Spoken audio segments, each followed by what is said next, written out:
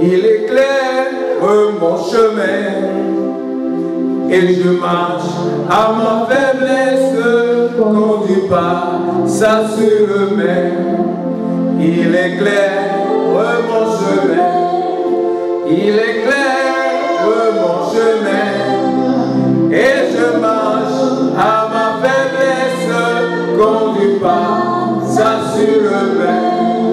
Jésus-Christ est ma justice. Son sang a coulé pour moi. Je trouve son sacrifice perdre pas, non par la foi. Son sang a coulé pour moi. Son sang a coulé pour moi.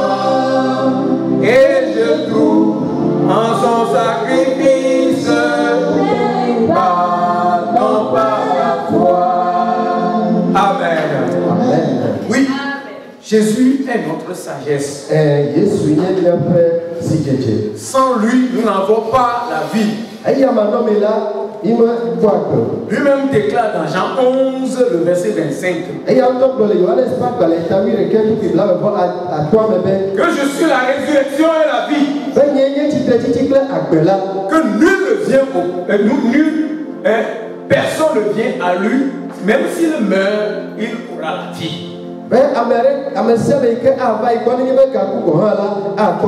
Oui, cette personne en venant en lui a la vie.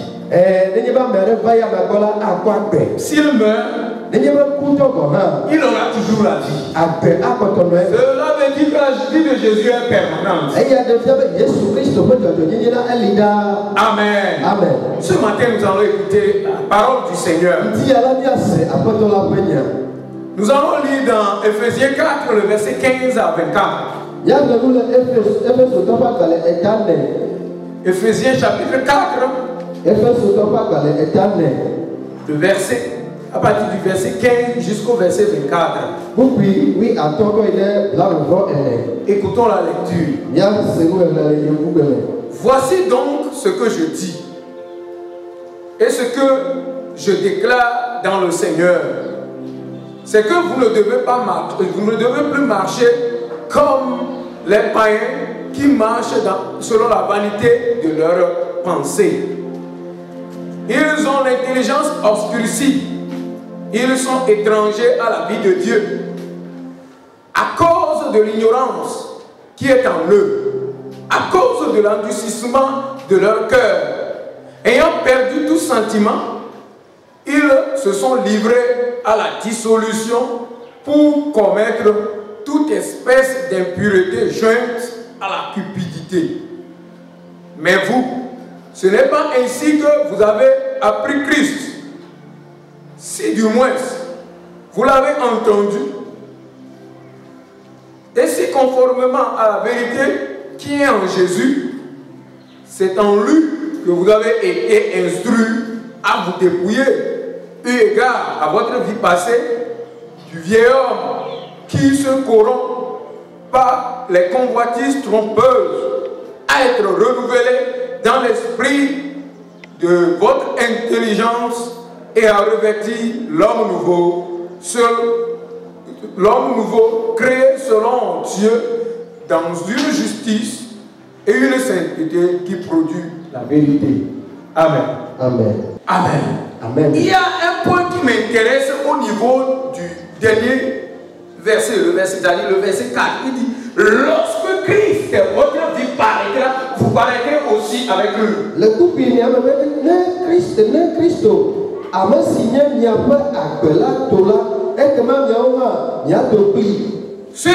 Ce texte est un début de l'eschatologie, c'est-à-dire que lorsque Christ va revenir et que les choses qui sont prévues après la destruction viendront, c'est un passage introductif de ces moments-là.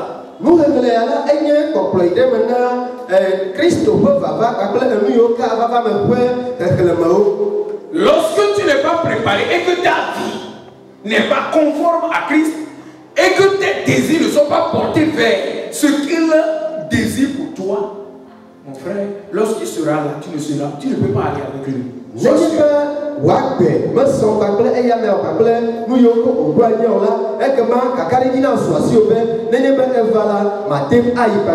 Le temps de service que tu auras fait dans la maison de Dieu sera fait.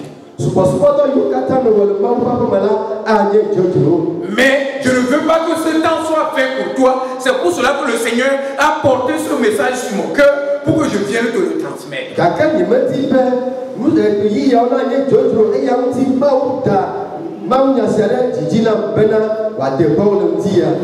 Vous avez nous qui sommes des chrétiens aujourd'hui, lorsqu'on parle de la parole de Dieu, nous l'écoutons habituellement comme ces paroles que les gens peuvent, les discussions que nous pouvons avoir avec les gens, de simples discussions que nous pouvons avoir avec les gens.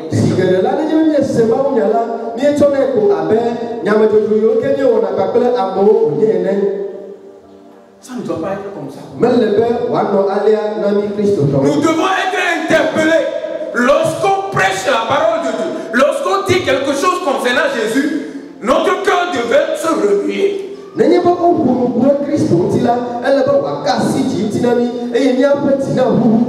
C'est ça qui fait que lorsqu'on quitte le temple et qu'on est dehors, on a nos désirs portés sur des choses qui ne vont pas nous avantager.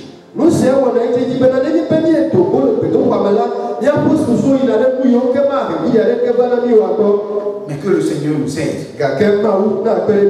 Ne permettons pas que nos pensées, notre intelligence soit assombrie par les ténèbres du dehors.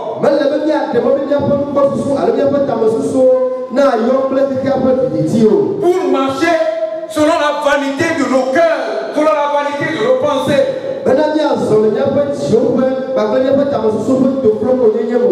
Paul, imbu de l'Esprit de Dieu, déclare que nous ne devons pas marcher comme le monde marche.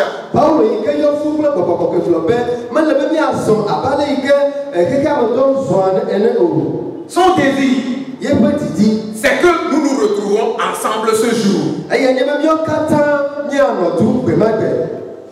y a une chanson du CD qui m'intéresse. Elle dit nombreux comme le sable des plages.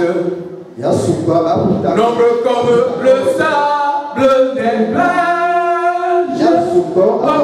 Que ce sera beau lorsque nous irons là-haut.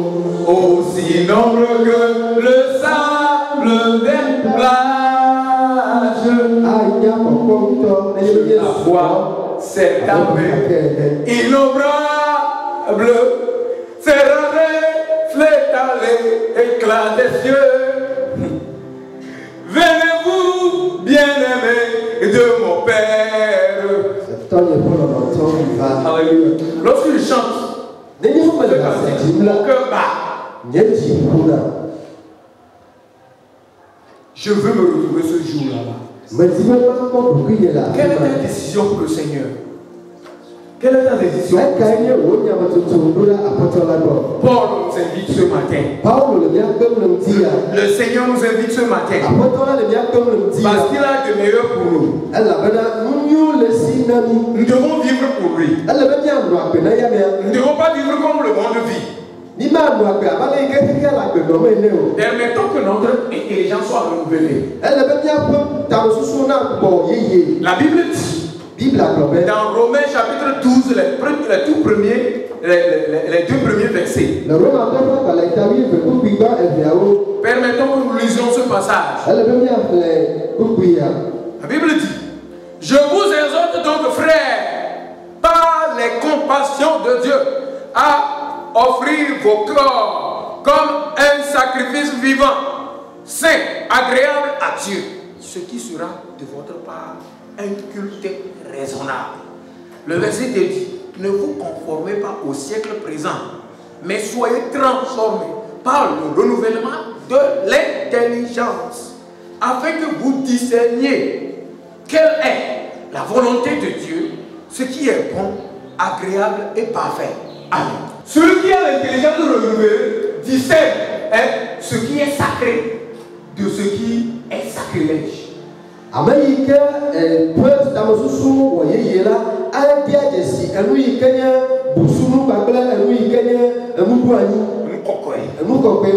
Aujourd'hui, nous confondons les choses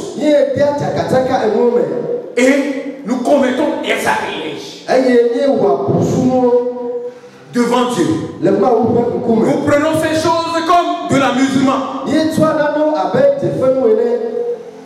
En Israël, personne ne rentre dans la maison du Seigneur avec un état de non-respect envers Dieu. Comment honorer le Seigneur? Personne ne rentre dans la maison de Dieu sans honorer Dieu. On rentre avec respect. Mais aujourd'hui, ce n'est pas parce que Dieu a permis par Jésus-Christ que nous ayons la liberté que nous allons nous permettre toutes choses.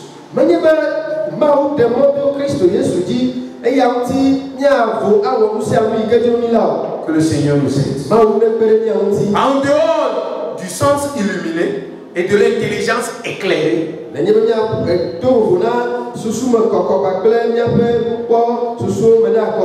y a aussi le revêtement de l'homme nouveau selon Dieu. Le revêtement de l'homme nouveau selon Dieu. Lisons le verset 22. Le verset 22 à 24. Éphésiens. Nous retournons à notre texte. Éphésiens 4. Eu égard à votre vie passée du vieillard qui se corrompt par les convoitises trompeuses, être renouvelé dans l'esprit de votre intelligence et à revêtir l'homme nouveau créé selon Dieu dans une justice et une sainteté qui produit la vérité. Amen. Amen. Vous savez, le revêtement que Dieu donne produit des choses merveilleuses en nous.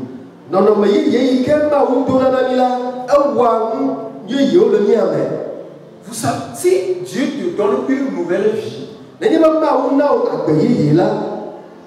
c'est qu'il y avait une ancienne vie. Cela veut dire que si Paul dit de ne pas marcher comme les gens du monde, c'est que la vie des gens du monde n'est pas concordante à celle de Dieu.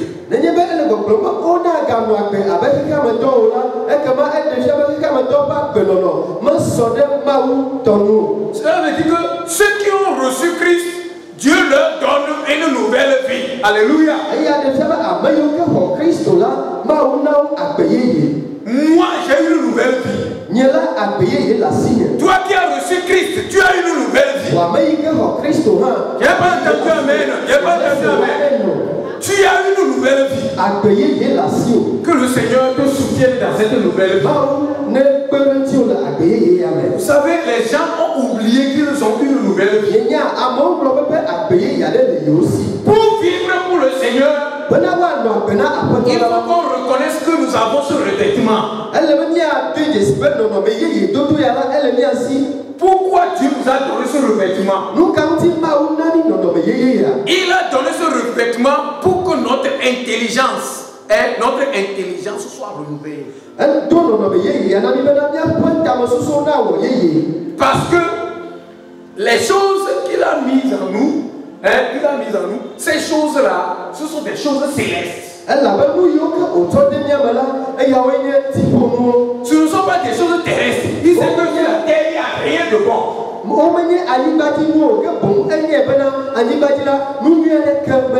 Parce que les choses qui sont sur la terre, dans la dimension spirituelle, sont corrompues.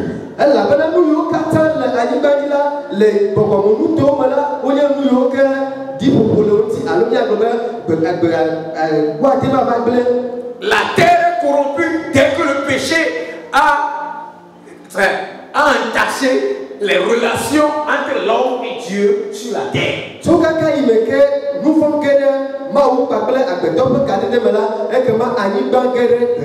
C'est d'ailleurs pourquoi la définition du péché selon la théologie, c'est la perturbation de la relation de sainteté qui existe entre Dieu et l'homme. Et le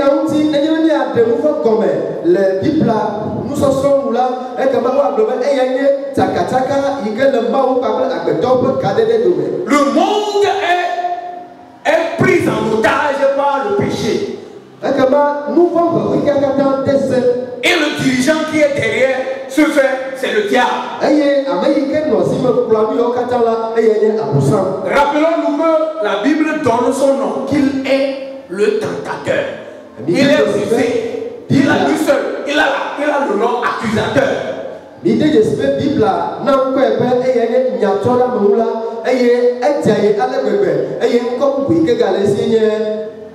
Le tentateur.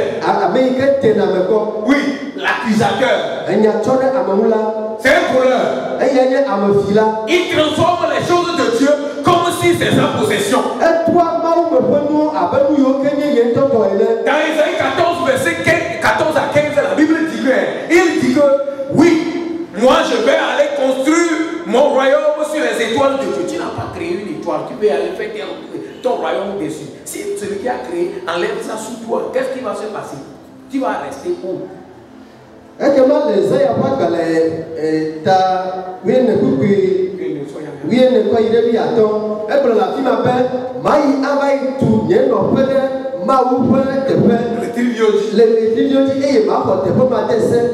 Il a fait une étoile.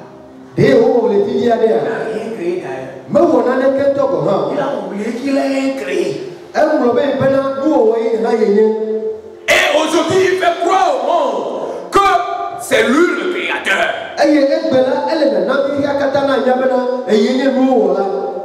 Que la puissance de Dieu le rencontre.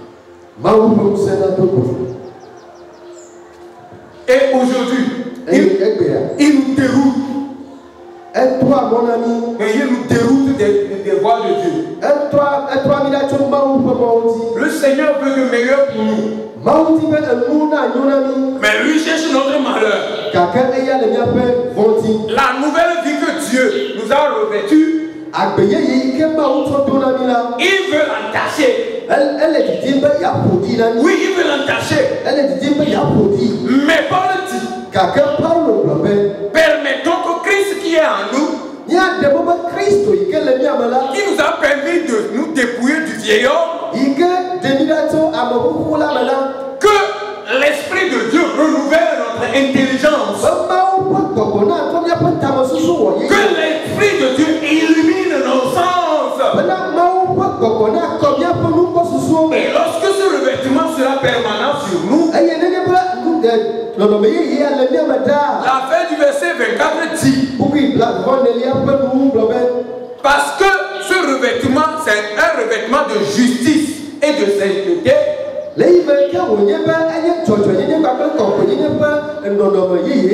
Cela produira de la vérité. Quelle vérité? Ce n'est pas la vérité selon le monde.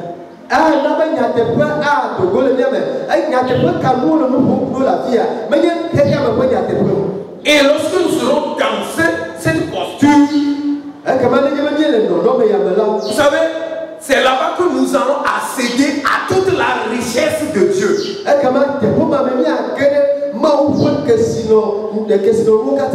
Les bénédictions du Seigneur. Parce que Dieu a réservé des choses meilleures pour nous. Mais Satan s'est levé. Et il est tellement rusé. Et il nous trompe. Nous devons reconnaître sa position et se détourner de lui. Pour qu'il soit confus et honteux.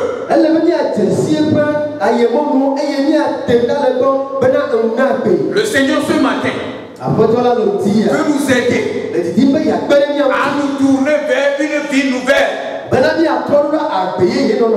Cette vie de justice, cette vie de sainteté, afin que la vérité de Dieu demeure en nous. Que là où on nous calomnie, qu'on soit trouvé juste. Ouais.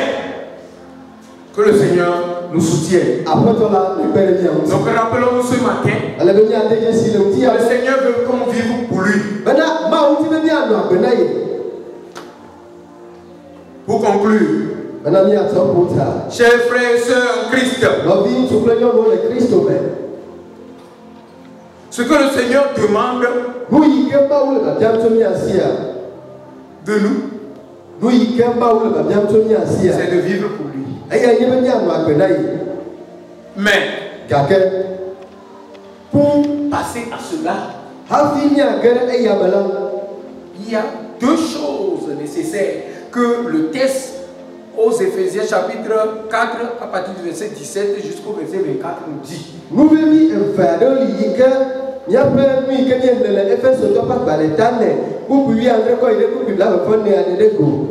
devons premièrement avoir un sens illuminé par Christ et une intelligence éclairée par son esprit. Un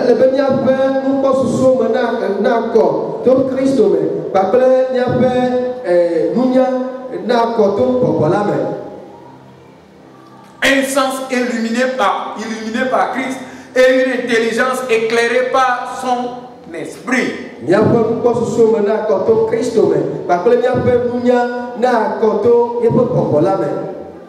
Et ensuite, nous devons avoir le revêtement de l'homme nouveau, selon Dieu. Car ce revêtement est un revêtement de justice et de sainteté qui produit la vérité.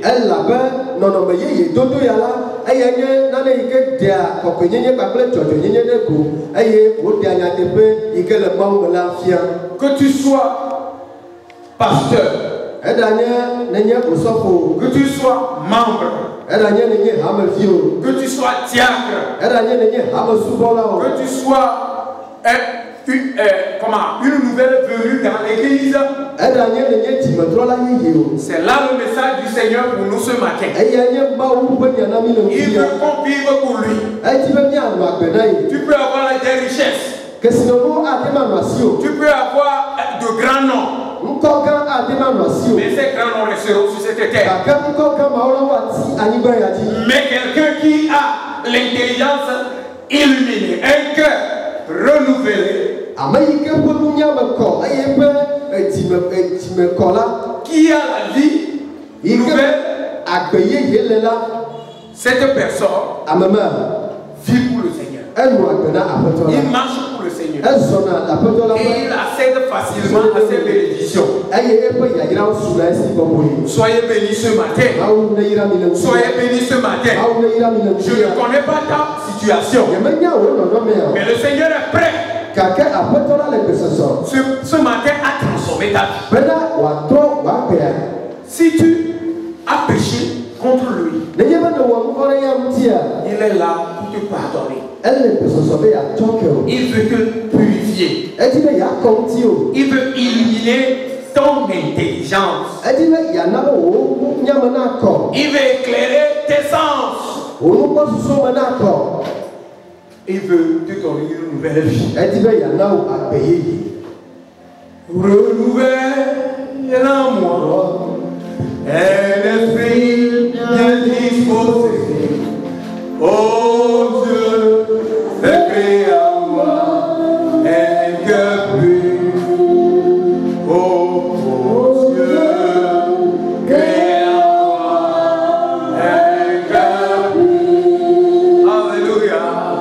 Oh Dieu, crée en moi un cœur pur. Oh, renouvelle.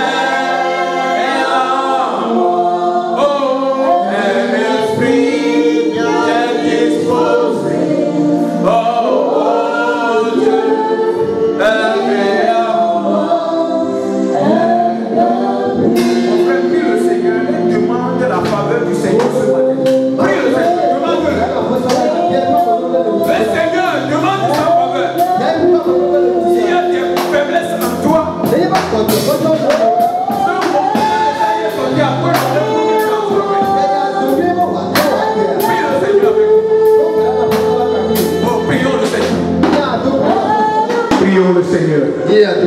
Dieu de bonté, Dieu d'amour. Ce matin, tu veux que nous vivions pour toi. C'est pour cela que Seigneur, ce message est venu. Aide-nous. S'il y a des choses qui ont occupé notre pensée, renouvelle notre intelligence. Si notre vie est en cachet, oh, s'il te plaît, papa, renouvelle notre vie. Afin que nous soyons bénis. Pour que ta grâce soit sur nous. Je prie pour ton peuple. Ceux qui sont malades soient guéris. Ceux qui sont dans le manquement soient restaurés. Bénis ton peuple. Car ils ont besoin de toi. Que ton règne vienne. Et que ta volonté soit faite. Merci parce que tu es fidèle. C'est au nom de Jésus. Amen. Amen.